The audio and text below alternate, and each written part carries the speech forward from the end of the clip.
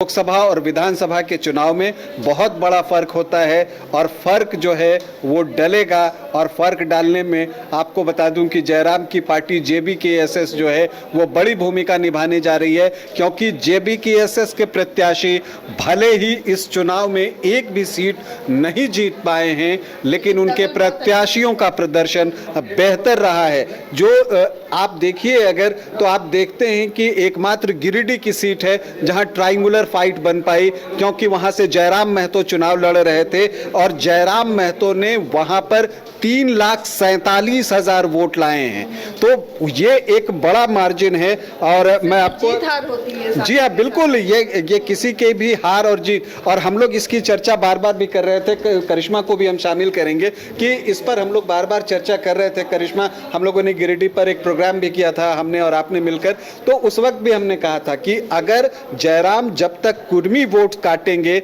तब तक वो चंद्र प्रकाश चौधरी को नुकसान पहुंचाएंगे, लेकिन उनका दायरा जैसे जैसे बढ़ता जाएगा वो जेएमएम को नुकसान होगा, और वो हुआ।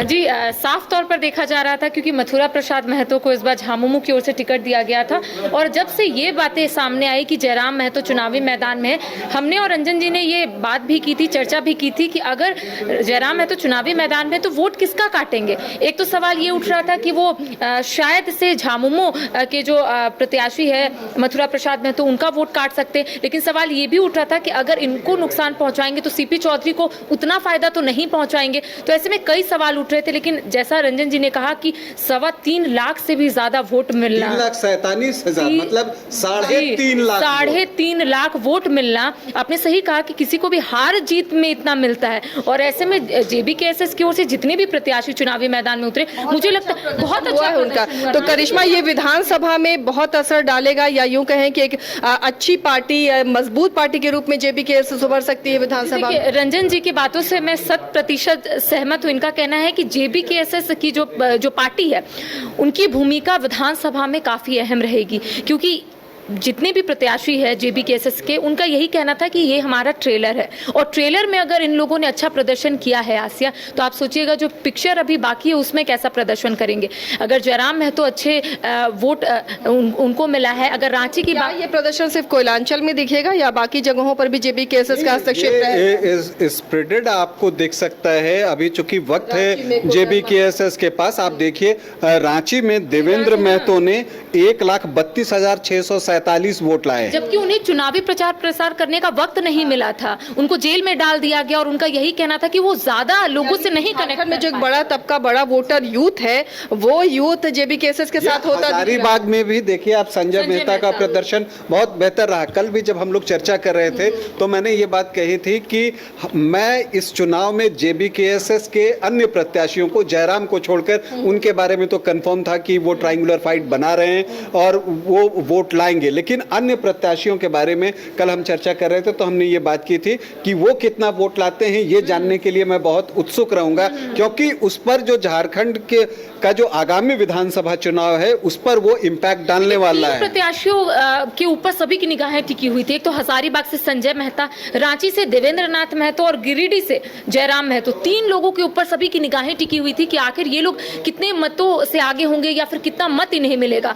तो जयराम महतो को भी अच्छा मत मिला। इसके साथ रांची में आज इस तरीके से मैंने देवेंद्र नाथ महतो से बातचीत की, उनका कहना था थोड़ा और समय मिलता तो शायद ये आंकड़े और भी बढ़ सकते थे।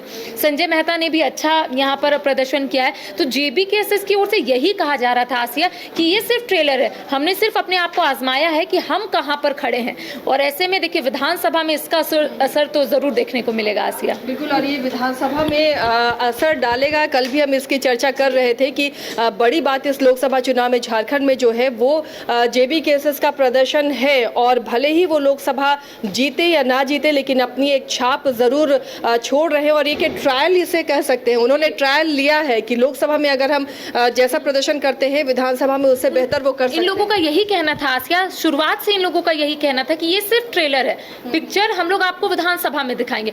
हालांकि जो भी अपनी किस्मत आजमा रहे थे, जो लोग भी किस्मत आजमाते हैं, वो यही सोचते हैं कि जीत मिलेगी। तो क्या ये खतरा सिर्फ जेएमएम के लिए एक कॉम्पिटिटर उभर रहा है या आजसू? और ये पहले तो खतरा आजसू के लिए है, क्योंकि देखिए जो ये इनिशियल वोट निकालते हैं वो एक कुर्मी की तरफ से वो वोट निकलता है, लेकिन चूंकि ये युवाओं की पार्टी के रूप में सामने आ रही है, तो जब युवा जुड़ते हैं तो वो दायरा बढ़ता चला जाता है, और जब वो दायरा बढ़ता है तो वो जब मुस्लिम कम्युनिटी की ओर भी जाता है, जैसा कि जयराम ने जो है वोट लाए हैं, तो ये आप इतने सारे वोट जो है बिना मुस्लिम कम्युनिटी के वोट किए हुए नहीं आ सकता है, तो वो वहाँ पर भी सेंधमारी हो रही है। तो जब वहाँ पर वो पहुँचेंगे, अगर आप JBKSS के उद्देश्य देखें और जो उनका जो मोटो है कि वो खतियान की बात करते हैं, वो स्थानीयता की बात करते हैं, यही मुद्दे तो ये आपको JMM के हैं। शुरुआत में आपने देखा होगा विधानसभा का इतना घेराव किया है इन लोगों ने, चाहे वो खतियान की बात हो, 1932 खतियान आधारित स्थानीय नीति, नियोजन नीति, इतने मुद्दे ये लोग आगे लेकर गए। आपने विधानसभा में देखा होगा कि किस तरीके से लोग घेराव करते थे, और उनका यही कहना था कि झारखंड जिस उद्देश्य से अलग हुआ है वो उद्देश्य पूरा नहीं हो पा रहा है, जिस वजह से ये लोग एक पार्टी का गठन करेंगे और उस उद्देश्य को पूरा करेंगे। तो अगर इनका विस्तार होगा तो आजसू को तो नुकसान होगा ही, आगे चलकर ये JMM को भी डेंट लगेगा, ये मुझे ऐसा लगता है। तो और बीजेपी को खतरा है?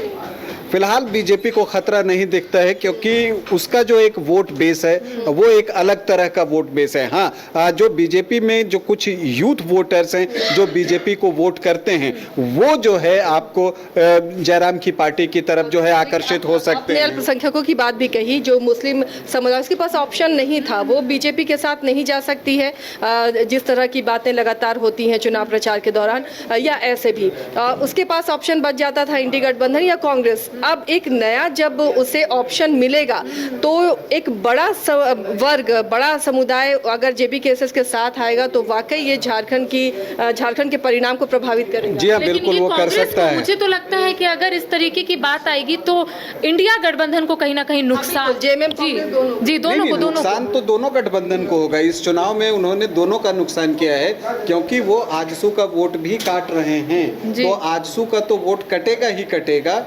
वो बाद में देखिए, शुरुआती क्षणों में वो आजसू को नुकसान पहुंचाते हुए दिखेंगे, लेकिन जहां भी उनका प्रत्याशी प्रभावी होगा, वो जब आपको एक लड़ाई की स्थिति में आएगा तो वहां वो JMM को भी नुकसान पहुंचाते हुए दिख रहे हैं।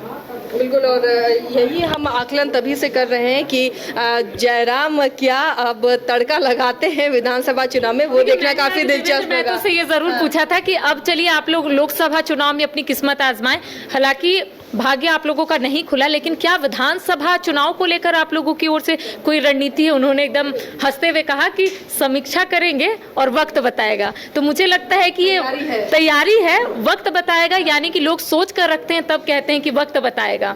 तो मुझे ऐसा लग रहा है कि विधानसभा चुनाव को लेकर JBKSS की ओर से तैयारियां अभी से शुरू हो गई है, या फिर कह सकते हैं कि तैयारियों को अंतिम रूप कुछ। ये लोकसभा चुनाव लड़ना भी उसी पृष्ठभूमि का एक रणनीति का हिस्सा था।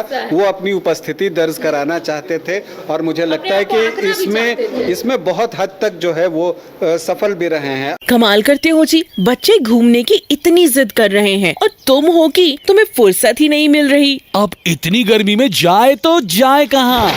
इस गर्मी में मस्ती और फन का आ गया है परफेक्ट डेस्टिनेशन, वाइल्ड वादी, जहाँ है water park, bird park, flower park, trampoline park, amusement park, 250 feet लंबा, जिप लाइन और क्रिकेट स्टिमुलेशन का खूबसूरत नजारा। वाइल्ड वादी, 10 माइल चौक, रांची। वाइल्ड वादी यानी अनलिमिटेड फन और अनलिमिटेड मस्ती। 26 वर्षों में 17,000 से अधिक डॉक्टर बना चुका बिहार एवं झारखंड के छात्रों के बीच विश्वसनीय संस्थान गोल